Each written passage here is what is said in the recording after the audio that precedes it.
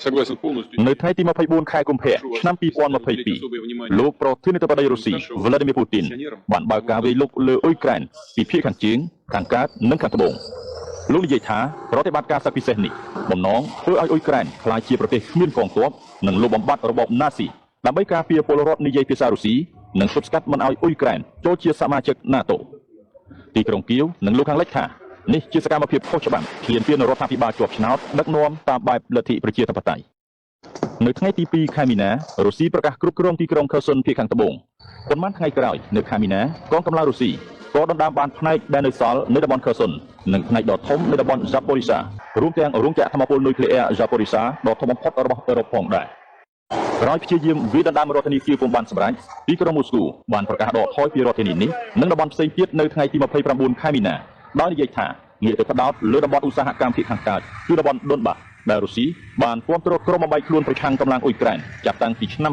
2014ក្រោយយកបានឧបទ្វីបគ្រីមៀនៅខែមេសារុស្ស៊ីបានដកថយពីទីប្រជុំជនប៊ូឆានៃរដ្ឋធានីគៀវជាទីដែលគេបានមើលឃើញសាកសពជនស៊ីវិលស្លាប់រនោករណាល់ពេញផ្លូវនិងបើកការវាយប្រហារដោយមីស៊ីលលើទីក្រុង Kramatorsk នៅភាគខាងកើតដោយសម្លាប់ជនស៊ីវិល52នាក់ថ្ងៃទី16ខែឧសភាក្រុមអ្នកស្នេហាជាតិអ៊ុយក្រែននៅរោងចក្រដាច់ថែប Azovstal ក្នុងទីក្រុង Mariupol បានព្រមទម្លាក់អាវុធប្រគល់ខ្លួនឲ្យរុស្ស៊ីក្រោយត្រូវបានឡោមព័ទ្ធប្រមាណ3ខែ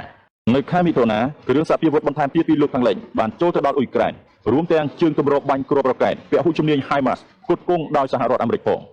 នៅថ្ងៃទី22ខែកក្កដារុស្ស៊ីនិងអ៊ុយក្រែនក្រុមការសម្របសម្រួលដោយទូរគីនិងអង្គការសហប្រជាជាតិបានឯកភាពលើកិច្ចព្រមព្រៀងមួយដើម្បីបញ្ចប់ការជាប់គាំងការនាំចេញគ្រាប់ធញ្ញជាតិនៅកំពង់ផែសមុទ្រខ្មៅរបស់អ៊ុយក្រែនដែលគម្រាមកំហែងដល់សន្តិសុខស្បៀងជាសកលចេញពីទីក្រុង Kharkiv នៅភាគឦសាននៃប្រទេសអ៊ុយក្រែនបន្ទាប់ពីរងការវាយប្រហារយ៉ាងសន្ធាប់កាលពីថ្ងៃទី6កញ្ញានៅថ្ងៃទី21ខែកញ្ញាលោកពូទីនបានបញ្ជាឲ្យកងទ័ពបំរុងប្រមាណ30,000នាក់ជាហេតុនាំឲ្យបរិសុទ្ធជាច្រើនចាកចេញពីប្រទេសរុស្ស៊ីចូលទៅកាន់ប្រទេសជិតខាងក្នុងពេលជាមួយគ្នានោះដែររុស្ស៊ីបានរៀបចំការបោះឆ្នោតប្រជាមតិភ្លាមៗ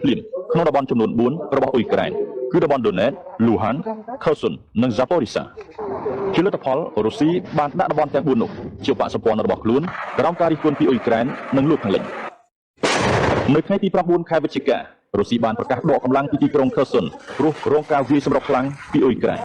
នៅថ្ងៃទី21ខែធ្នូលោក Volodymyr Zelensky ប្រធានាធិបតីអ៊ុយក្រែនបានបំពេញទស្សនកិច្ចដ៏គួរឲ្យភ្ញាក់ផ្អើលទៅកាន់សហរដ្ឋអាមេរិកជាដំណើរក្រៅប្រទេសលើកដំបូងចាប់តាំងពីសង្គ្រាមបានចាប់ផ្ដើមនិងបានជួបលោកប្រធានាធិបតីសហរដ្ឋអាមេរិក Joe Biden ដើម្បីស្នើសុំប្រព័ន្ធការពារដែនអាកាស Patriot និងអាវុធផ្សេងទៀតទប់ទល់នឹងរុស្ស៊ីតើស្ថានភាពសង្គ្រាមរុស្ស៊ីនិងអ៊ុយក្រែននឹងក្លាយជាបែបណាស្របពេលការវាយប្រយុទ្ធគ្នានៅតែបន្តដល់ឆ្នាំទី2ទាំងគ្មានសញ្ញាបញ្ចប់ទាល់តែសោះនោះបាទទូរទស្សនិកជនឥឡូវនេះយើងក៏លេចទៅមើលស្ថានភាពសង្គ្រាមនៅភាគខាងត្បូងនៃប្រទេសអ៊ុយក្រែនបន្តិចលោក Volodymyr Zelensky ប្រធានាធិបតីរបស់ប្រទេសអ៊ុយក្រែនបានលើកឡើងថាស្របពេលខួប1ឆ្នាំចូលមកដល់រុស្ស៊ីកំពុងតែបង្កើនការវាយប្រហារយ៉ាងសន្ធាប់នៅទីតាំងភាគខាងត្បូងនៃប្រទេសអ៊ុយក្រែនដែលជាទីតាំងសមរភូមិក្តៅមួយនៅក្នុងចំណោមសមរភូមិក្តៅទាំងនៅភាគខាងកើតខាងត្បូងនិងភាគឦសានខាងក៏ដូចជាខាងជើងកន្លងមកនេះនៅភាគខាងត្បូងឥឡូវនេះមានទីតាំងជាច្រើនកំពុងតែស្ថិតនៅក្នុងសភាពយ៉ាប់យ៉ឺនប៉ុន្តែអ៊ុយក្រែននៅតែព្យាយាមទប់ទល់ប្រធានាធិបតីអ៊ុយក្រែនលោក Zelensky និយាយថាស្ថានភាពយោធានៅភាគខាងត្បូងនៃប្រទេសអ៊ុយក្រែនពិតជាមានគ្រោះថ្នាក់ណាស់នៅទីតាំងមួយចំនួនស្របពេលស្ថានភាពនៅភាគខាងកើតក៏មានការលំបាកខ្លាំងកងកម្លាំងគ្រប់គ្រងទីក្រុងមូស្គូបានបាញ់ផ្លោងម្ដងហើយម្ដងទៀតទៅកាន់ភាគខាងត្បូងនៃទីក្រុង Kherson ដែលពេលនេះបានកាត់ផ្តាច់ធម្មពលកម្ដៅសម្រាប់ពលរដ្ឋ40000នាក់លោក Zelensky និយាយថាសម្រាប់ភាគខាងត្បូងនៅកន្លែងមួយចំនួនស្ថានភាពមានគ្រោះថ្នាក់ខ្លាំងប៉ុន្តែកងទ័ពរបស់អ៊ុយក្រែនមានមធ្យោបាយដើម្បីឆ្លើយតបនឹងអ្នកឈ្លានពានស្របពេលមានការវាយប្រហារម្ដងហើយម្ដងទៀតដោយកម្លាំងរុស្ស៊ីដែលកំពុងព្យាយាមដណ្ដើមយកតំបន់ Donetsk និង Luhansk នៅភាគខាងកើតនោះក្លេចមើលប្រសាសន៍របស់លោក Jens Stoltenberg ប្រមុខរបស់អង្គការ NATO នៅក្នុងកិច្ចសម្ភាសជាមួយនឹងសារព័ត៌មាន Reuters លោក Stoltenberg លោកបានលើកឡើងថា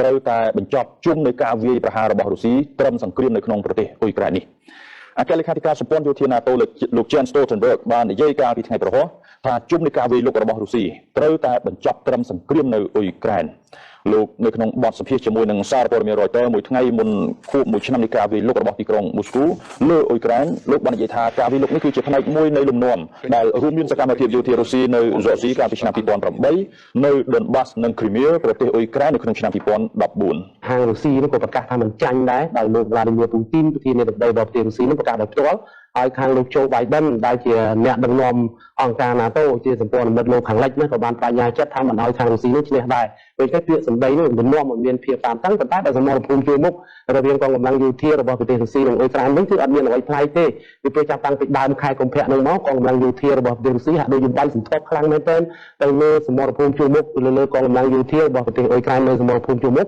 ប៉ុន្តែមុនប្រហែលថ្ងៃនៃថ្ងៃខួប1ឆ្នាំនៃសង្គ្រាមនេះគឺហាក់ដូចជាមិនមានអ្វីប្លែកទេប៉ុន្តែគាត់ក្តីបារម្ភនោះនៅត្រង់ថានៅពេលនេះមិនប្លែកមែនប៉ុន្តែនៅពេលខាងមុខចូលដល់ឆ្នាំទី2នៃសង្គ្រាមនេះអាចនឹងមានអ្វីប្លែកហើយការបង្ហូរឈាមគ្នាត្រង់ទ្រាយធំអាចនឹងកើតមាននៅត្រង់ថាខាងសហរដ្ឋអាមេរិកនិងសម្ព័ន្ធមិត្តនេះបដិញ្ញាចិត្តសន្យារួចជាស្រេចទៅហើយចាប់តាំងពីខែមករាកន្លងទៅថានឹងផ្ដល់គ្រឿងយុទ្ធឧបករណ៍ធំធំឲ្យទៅខាងប្រទេសអ៊ុយក្រែនមានរថក្រោសលេពតចំនួនទី2របស់ប្រទេសអាល្លឺម៉ង់ឬក៏ A5 របស់សហរដ្ឋអាមេរិកជាដើមនោះទៅឲ្យប្រទេសអ៊ុយក្រែនអញ្ចឹងគេរំពឹងថាសង្គ្រាមនៅប្រទេសអ៊ុយក្រែនរវាងកងកម្លាំងយោធារបស់ប្រទេសអ៊ុយក្រែនរុស្ស៊ីនឹងរីកធំឡើងនៅពេលខាងមុខពេលដែលកងកម្លាំងយោធារបស់ប្រទេសអ៊ុយក្រែនទទួលបានគ្រឿងយុទ្ធឧបករណ៍ថ្មីទំនើបហើយក៏សម្បូរបែបនៅលើសមរភូមិដែរពីព្រោះរឿងដែលថាគេបារម្ភថាសង្គ្រាមនឹងរីកធំនោះចេះទេត្រង់ថាកងកម្លាំងយោធារបស់ប្រទេសអ៊ុយក្រែនមេដឹកនាំរបស់ប្រទេសអ៊ុយក្រែនរួមទាំងសហរដ្ឋអាមេរិកជាដើមនោះបានបដិញ្ញាចិត្តថាឲ្យអ៊ុយក្រែននោះវាយប្រហារយកទឹកដីរបស់ខ្លួនមកវិញឬក៏បណ្ដេញកងទ័ពរុស្ស៊ីនោះឲ្យចេញពីទឹកដីរបស់ខ្លួនឲ្យទៅផ្ទះវិញហើយការវាយប្រហារនេះអាចប្រើប្រាស់ទ្រង់ទ្រាយធំទើបអាចបណ្ដេញកងទ័ពរុស្ស៊ីឲ្យទៅផ្ទះវិញនឹងជាក្តីបារម្ភនេះអញ្ចឹងទេហើយខាងរុស្ស៊ីនេះបដិញ្ញាចិត្តហើយពីព្រោះតំបន់ទាំង4ដែលកងកម្លាំងយោធារបស់ប្រទេសរុស្ស៊ីបានដណ្ដើមបានក្នុងប្រតិបត្តិការសឹករបស់ខ្លួនកាលពីថ្ងៃទី24កុម្ភៈឆ្នាំ2022កន្លងទៅនោះគឺរុស្ស៊ីបានដាក់ចូលជាឧបសម្ព័ន្ធហើយដាក់ចូលក្រោមឆាប់នៅក្លែទៅហើយអញ្ចឹងបើអ៊ុយក្រែនវាយប្រហារឬថារុស្ស៊ីចាញ់សង្គ្រាមរុស្ស៊ីបាត់បង់ទឹកដីតំបន់ទាំង4ដែលខ្លួនបានដាក់ចូលក្រោមឆាប់នៅក្លែនោះរឿងធំនឹងអាចកើតឡើងអញ្ចឹងនៅពេលខាងមុខគេរំពឹងទេថាសង្គ្រាមនៅសមរភូមិជួរមុខរវាងកងកម្លាំងយោធារបស់ប្រទេសរុស្ស៊ីនិងអ៊ុយក្រែនអាចនឹងពុះជ្រុលខ្លាំងអាចនឹងមានកម្ដៅខ្លាំងជាងនេះក្រោយពេលដែលប្រទេសអ៊ុយក្រែននឹងទទួលបានគ្រឿងយុទ្ធឧបករណ៍ថ្មីដែលសហរដ្ឋអាមេរិកនិងសម្ព័ន្ធមិត្តបានសន្យាឲ្យមិនទាន់បានទៅដល់នោះបាទយើងចាប់អារម្មណ៍ដែរអំពីដំណើរទស្សនកិច្ចរបស់លោក Biden មកកាន់តំបន់អឺរ៉ុបហើយបន្ទាប់ពីទៅអ៊ុយក្រែនក៏បានបន្តជួបជាមួយនឹងបណ្ដាសមាជិកនៃអង្គការ NATO ក៏ដូចជាប្រមុខអង្គការ NATO ដែរលោកឌីណាថាតើបណ្ដាប្រទេសជាសមាជិក NATO ជាពិសេសគឺអាមេរិកនេះបានរួមគ្នាដាក់ចេញផែនការអ្វីបន្ថែមទេស្របពេលការជួបគ្នានេះហើយក៏ស្របពេលនឹងលោកពូទីនបានបញ្ជាក់អំពីការត្រៀមកម្លាំងនុយក្លេអ៊ែរទៀតបាទសម្ព័ន្ធលោកខាងលិចដែលបានជួបគ្នាកាលពីថ្ងៃអង្គារថ្ងៃពុធនៅក្នុងទីក្រុងវ៉ាស៊ាវីប្រទេសប៉ូឡូញមកនោះគឺលោក Biden ជាមួយនឹងប្រធានាធិបតីប៉ូឡូញបានជួបជាមួយថ្នាក់ដឹកនា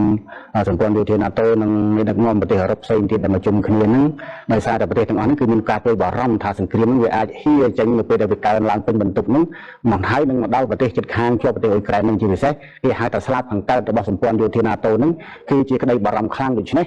ក្រៅតែពីការប្រកាសថានឹងមានកញ្ចប់ទណ្ឌកម្មទី10ដែលនឹងដាក់ទៅលើរុស្ស៊ីនៅថ្ងៃខួប1ឆ្នាំន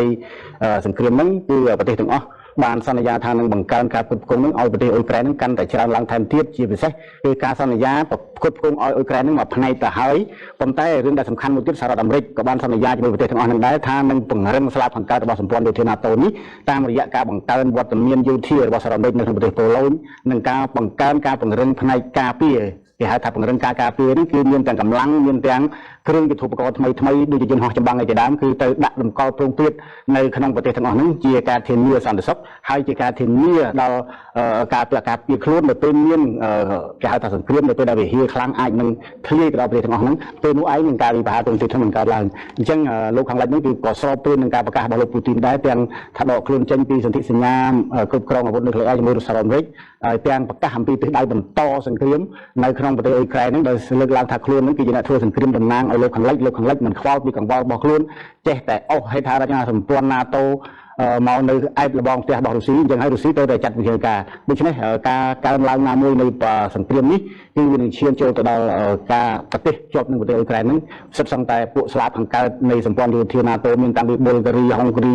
ឆេកូនិងសាធារណរដ្ឋឆែកនិងប្រទេសអេស្តូនីឡាតវីលីតូនីជាដើមដែលជាក្តីបារម្ភខ្លាំងហើយប្រទេសនោះក្រៅពីប្រកាសអំពីការព្រួយបារម្ភសង្គ្រាមវិហារហូរហើយទៅបំពន់គ្រឿងសព្វាវុធនិងការផ្គត់ផ្គង់អ៊ុយក្រែនក៏ត្រូវពង្រឹងសមត្ថភាពខ្លួនឯងបន្ថែមទៀតទប់ទល់នឹងលទ្ធភាពណា មួយនៃការផ្ទុះសង្គ្រាមឬការហៀសង្គ្រាមចេញពីប្រទេសរុស្ស៊ីនោះបាទ ឥឡូវនេះក៏ចាប់អារម្មណ៍ដែរអំពីការជំរុញបន្ថែមទៀតឲ្យមានការបោះឆ្នោតទៅលើសេចក្តីសម្រេចសន្តិភាពនៅ UN ដើម្បីបញ្ឈប់រុស្ស៊ីនៅមុនខួប1ឆ្នាំនៃការវាយលុករបស់រុស្ស៊ីចូលក្នុងប្រទេសអ៊ុយក្រែនខ្ញុំចង់ដឹងថាតើសេចក្តីសម្រេចសន្តិភាពនោះជាសេចក្តីសម្រេចចាស់ឬមួយក៏យ៉ាងណាហើយមានកំណត់ខ្លឹមសារយ៉ាងដូចនេះណាហើយគេរំពឹងបែបណាចំពោះការបោះឆ្នោតទៅលើសេចក្តីសម្រេចសន្តិភាពនេះថាតើអាចបញ្ឈប់រុស្ស៊ីបានឬក៏យ៉ាងណាដែរលោកស្រី បាទចំពោះអង្គការសហប្រជាជាតិបើកកិច្ចប្រជុំបាតមហាសន្និបាតមួយនៅថ្ងៃប្រហ័ននេះទៅតាមការពង្រៀងការស្នើសុំរបស់ប្រទេសប្រមាណជា60 ក្នុងចំណោម60ប្រទេសនេះបានជំរុញឲ្យអង្គការសហប្រជាជាតិនេះបើកមហាសន្និបាតផ្សារជាថ្មីក្រោយពីខ្លួនបានបើកពី3លើករួចទៅហើយក្នុងការបង្ហាញពីមតិបង្ហាញពីចំហរបស់ប្រទេសជាសមាជិកអង្គការមួយនេះចំពោះសង្គ្រាមនៅក្នុងប្រទេសអ៊ុយក្រែនខ្លឹមសារនៃមហាសន្និបាតអង្គការសហប្រជាជាតិនេះគឺផ្ដោតសំខាន់ទាមទារឲ្យខាងប្រទេសរុស្ស៊ីនឹងដកកងកម្លាំងយោធារបស់ខ្លួនចេញពីប្រទេសអ៊ុយក្រែនហើយក៏ចង់មើលចង់ឲ្យប្រទេសជាសមាជិកបង្ហាញពីចំហរបស់ខ្លួនថាតើគ្រប់គ្រងចំណាត់ការអន្តរាគមន៍យោធារបស់ប្រទេសរុស្ស៊ីទៅលើអ៊ុយក្រែនឬក៏អត់ពីព្រោះកន្លងមកការបោះឆ្នោតនៅក្នុងមហាសន្និបាតអង្គការសហប្រជាជាតិមានប្រទេសចន្លោះពី140ដល់143ប្រទេសនោះគឺបោះឆ្នោតប្រឆាំងចំពោះអន្តរាគមន៍យោធារបស់ប្រទេសរុស្ស៊ីទៅលើប្រទេសអ៊ុយក្រែនហើយនៅពេលនេះក៏មិនខុសពីមុនដែរគឺអង្គការសហប្រជាជាតិនឹងធ្វើដើម្បីឲ្យមើលពីចំហរបស់ប្រទេសនានានៅលើពិភពលោកនេះចំពោះចំណាត់ការអន្តរាគមន៍យោធារបស់ប្រទេសរុស្ស៊ីចូលទៅក្នុងប្រទេសអ៊ុយក្រែនក្នុងនោះមហាសន្និបាតអង្គការសហប្រជាជាតិសំខាន់ជាងគេផ្ដោតទៅលើប្រទេសរុស្ស៊ីនេះជាមេដឹកនាំពិភពលោកមួយដែរជាមេដឹកនាំនៅក្នុងស្ថាប័នពិភពលោកដ៏កំពូលមួយនឹងដែរគឺជាក្រុមប្រឹក្សាសន្តិសុខអចិន្ត្រៃយ៍របស់អង្គការសហប្រជាជាតិមានន័យថាក្នុងចំណោមក្រុមប្រឹក្សាសន្តិសុខអចិន្ត្រៃយ៍ទាំង5គឺមានរុស្ស៊ីនៅនឹងដែរហើយកាលណាមានរុស្ស៊ីនៅនឹងរុស្ស៊ីនឹងឯងគឺជាអ្នកបំពេញច្បាប់អង្គការសហប្រជាជាតិដោយផ្ទាល់ដែលបានចែងថាប្រទេសជាសមាជិកមួយរបស់អង្គការសហប្រជាជាតិមិនអាចគម្រាមកំហែងទៅលើប្រទេសជាសមាជិកមួយបានទេហើយក៏មិនអាចធ្វើអន្តរាគមន៍ឬក៏ប្រើកម្លាំងបាយវាយប្រហារទៅលើប្រទេសដែលជាសមាជិករបស់អង្គការនេះមួយទៀតដែរតែរុស្ស៊ីនឹងបានធ្វើអញ្ចឹងហើយបានជាអង្គការសហជីវជាតិធ្វើត្បិតតែគ្មានសមត្ថភាពគ្រប់គ្រាន់ក្នុងការបញ្ឈប់រុស្ស៊ីពីអន្តរាគមន៍យោធាចូលក្នុងប្រទេសអ៊ុយក្រែនហើយអង្គការសហប្រជាជាតិមិនមានសិទ្ធិគ្រប់គ្រាន់ក្នុងការដាក់ទោសរុស្ស៊ីឬក៏មានចំណាត់ការផ្នែកផ្លូវច្បាប់លើប្រទេសរុស្ស៊ីក៏ដោយក៏អង្គការកម្ពុជាពិភពលោកមួយនេះនៅមានចំណាត់ការផ្នែកការទូតដូចជាបើកមហាសន្និបាតជាដើមនោះដើម្បីបង្ហាញថាប្រទេសនានានៅលើពិភពលោកភាគច្រើនមិនគ្រប់គ្រងអន្តរាគមន៍យោធារបស់ប្រទេសរុស្ស៊ីទៅក្នុងប្រទេសអ៊ុយក្រែនទេដូច្នេះការបោះឆ្នោតក្នុងមហាសន្និបាតអង្គការសហជីវជាតិនេះគឺមិនមែនជាទណ្ឌកម្មឬក៏មិនមែនជាអ្វីមួយដែលអាចដាក់សម្ពាធទៅលើរុស្ស៊ីបានទេប៉ុន្តែវាជាសម្ពាធផ្នែកការទូតដើម្បីឲ្យលោកវ្លាឌីមៀពូទីនប្រធានាធិបតីរបស់ប្រទេសរុស្ស៊ីជាពិសេសនឹងដឹងថាចំណាត់ការឬអន្តរាគមន៍យោធារបស់ខ្លួនចូលក្នុងប្រទេសអ៊ុយក្រែននោះគឺមិនត្រូវបានគ្រប់គ្រងភាគច្រើនទេនៅលើពិភពលោកហ្នឹងបាទដូច្នេះអ្វីដែលយើងនឹងបន្តតាមដានបន្តទៀតនៅថ្ងៃស្អែកនឹងចូលមកដល់ហើយមានអ្វីកើតឡើងថ្មីបន្ថែមទៀតហើយចូលដល់ឆ្នាំទី2នៃសង្គ្រាមរុស្ស៊ីនិងអ៊ុយក្រែនតើស្ថានភាពនៃសង្គ្រាមនេះនឹងវិវត្តទៅជាយ៉ាងណា